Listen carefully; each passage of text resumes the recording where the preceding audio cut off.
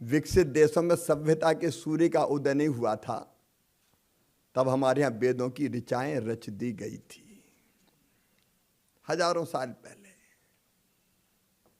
हम लोकतंत्र की जननी हैं।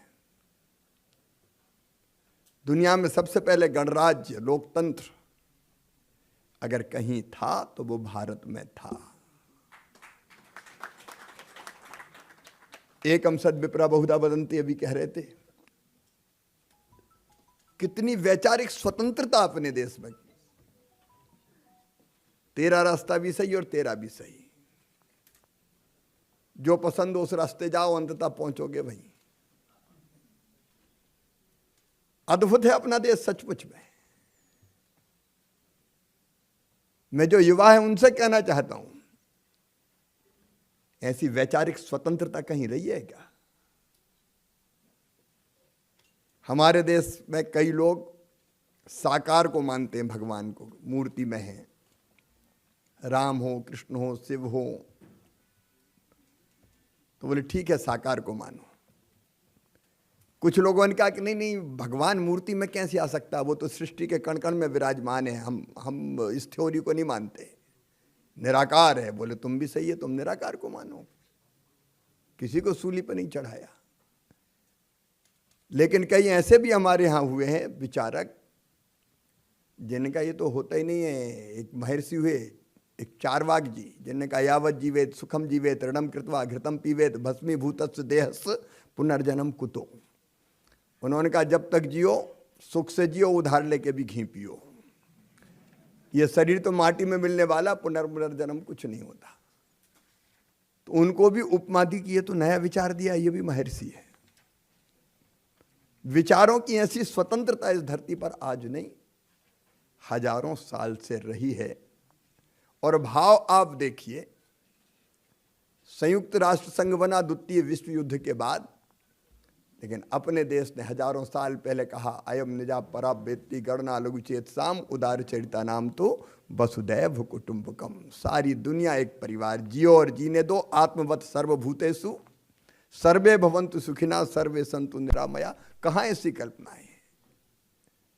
लेकिन इसी धरती पर ऐसी हालत थी। और जेल के बाहर क्या हो रहा था, गांव में जीभ घुसती थी तो लोग भागते थे, गांव खाली हो जाता था। क्यों? हमारे यहां गांव में कहते थे ऑपरेशन वाले आ गए, नसबंदी। टारगेट तय थे, मतलब क्या क्या हुआ, केवल केवल जेल नहीं गए, हर अफसर को टारगेट तय कर दिए गए कि इतने केस तुम्हें करने ही है, तो जो मिले कर दो। बूढ़ों की कर दी, कुंवारों की कर दी, ये सच है। मैं मतलब तो गांव के गांव खाली हो जाते थे उस समय के आ गए। अतिवृष्टि के नाम पे कई भवन मलबे के ढेर बना दिए गए, कोई बोल नहीं सकता, सांस लेना मुश्किल था। परिवार के परिवार तबाह हो गए कई। अब आप कल्पना करो, अगर सामाजिक या राजनीतिक कार्यकर्ता है, संघ का रोल हम सब जानते हैं, और असली लड़ाई अगर लड़ी आपातकाल के खिलाफ तो संघ ने ही लड़ी। हम भी उसी लड़ाई के अंत अंडरग्राउंड जो आंदोलन चल रहा था, इसलिए 76 में गिरफ्तार हुआ कि उसमें भाग लेते थे। और शायद राजकुमारी जी जानते होंगे सूर्यकांत केलकर जी को, वो सुनील गुड़बोले बन के आए थे मेरे पास, तब मैं जेल में नहीं था। उन्हीं के डायरी में मेरा नाम और पता मिला था, उसके कारण पुलिस ने मुझे पकड़ा और ढूंढा था। तो बाहर आंदोलन चलाने वाला अगर कोई संगठन था तो राष्ट्रीय स्वयंसेवक संघ। अमानुषिक अत्याचारों की पराकाष्ठा थी वो। और अब ये बात करते हैं, सचमुच में ऐसा काला अध्याय कभी देखा नहीं गया। 11वीं की परीक्षा देनी थी, मैं तो गांव का रहने वाला, भोपाल में कमरा किराए पे लेके पढ़ते थे। और आंदोलन से स्वाभाविक रूप से छात्र होने के कारण जुड़ा था। मेरी परीक्षा थी, मुझे अच्छी तरह याद है, 10 अप्रैल से 76 की बात कर रहा हूं मैं। 8 तारीख को मैं रात को 11 बजे पढ़ रहा था, दरवाजा कमरे का खटखटाया। मैं ऐसे ही पजामा और बुशर्ट में जैसे पढ़ते हैं घर में वैसे था, और तो कोई था नहीं। दरवाजा खोला तो सामने पुलिस वाले दिखाई दिए। तो बोले तू इंदिरा गांधी के खिलाफ आंदोलन चलाएगा? हमें और पहले और भी दुबला पतला था। तो मेरी परीक्षा थी, तो मैंने एक बार तो ये कहा कि नहीं आंदोलन कहाँ। दूसरा बोला कि ये कहा दुबला पतला आंदोलन चलाएगा, कोई दूसरा शिवराज सिंह चौहान होगा। तो एक घाघ से हेड कांस्टेबल थे, उनका नहीं तलाशी तो ले ही लो। अब तलाशी ली तो मटेरियल निकल गया आपात के लिए।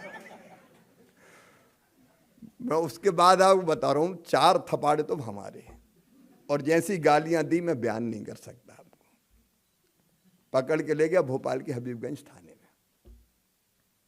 हमने नाम बदल के कर दिया रानी कमलापति उसका,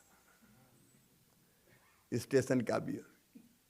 और वहां बता ये कहां से आए तेरे पास, साइकिल स्टाइल पर्चे बाकी चीजें। और मैं सच कह रहा हूं इमरजेंसी क्या होती है।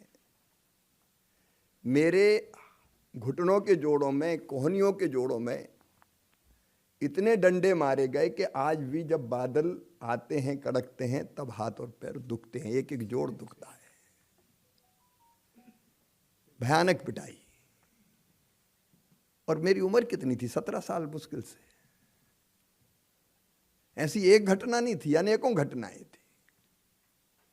रात भर जगा के रखा, सोने भी नहीं दिया, खाने भी नहीं दिया। बता, सही कर देंगे तुझे।